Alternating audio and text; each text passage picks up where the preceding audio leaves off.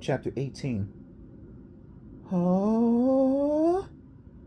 My breath burst from my chest like an explosion. My whole body lurched from the shock, and before I could pull back from the edge, I started to fall. As I toppled forward, strong hands grabbed my shoulders. Someone pulled me back, hoisted me back on the solid ground, and flung me with incredible strength onto my back. Whimpering in shock, my chest heaving up and down, I stared up at Norb. Problem? He asked calmly, eyeing me through the ugly mask. Over his shoulder, I saw the others appear. Max in a skeleton costume, the vampire, the girl dressed as a monkey. Still in costume, they stepped out of the woods and made their way to the ravine's edge. I forced myself to sit up. What? I choked out. I couldn't finish my thought. They all laughed. Norb stood over me, hands on his hips. I tried again. What happened? Norb shook his head. Brandon, don't you get it? No, I told him. What is happening? Down there. I pointed to the ravine. It's you, he said flatly. I know, but I swallowed. You didn't make it, he said softly. Huh?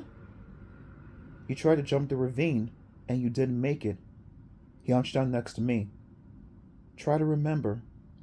I can't, I stammered. I jumped, and I thought hard. I remembered landing hard, everything going dark. Was it true? I didn't make it across the ravine? You died, Norb said flatly, with no emotion at all. Your body died down there, Brandon, but your spirit made it to the other side. The other side, a girl murmured. The other side. The other side. My spirit? I gasped. Norb nodded.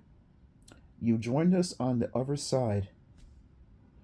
No, no way, I murmured weakly. I shook my head. I don't believe it. You're with us now, Brandon, Norb repeated. You will stay with us on the other side. Forever, the skeleton chimed in. Forever, a girl repeated. No, I protested. I grabbed the front of Norb's jacket with both hands. No, I cried. You've got to let me go. Please, let me go. He shook his head. Can't. I promise I'll be good. I'll never scare anyone again. Promise, I wailed. They all laughed. Cold, scornful laughter. Can't do, Norb said softly. He brushed my hands away. You're frightened, aren't you? He demanded. Yes, I confessed. I'm frightened. Now you know what it feels like, he replied. Now you're on the other end. You know what it feels like to be really scared. I promise I'll never frighten anyone again, I cried. Listen to me. I promise. The others burst into laughter once more. I couldn't resist looking again. My legs trembling, I crawled back to the ravine's edge and peered down. Peered down at my own body, stretched over the rocks. So still, so horribly still. What can I do? I demanded, turning back to Norb.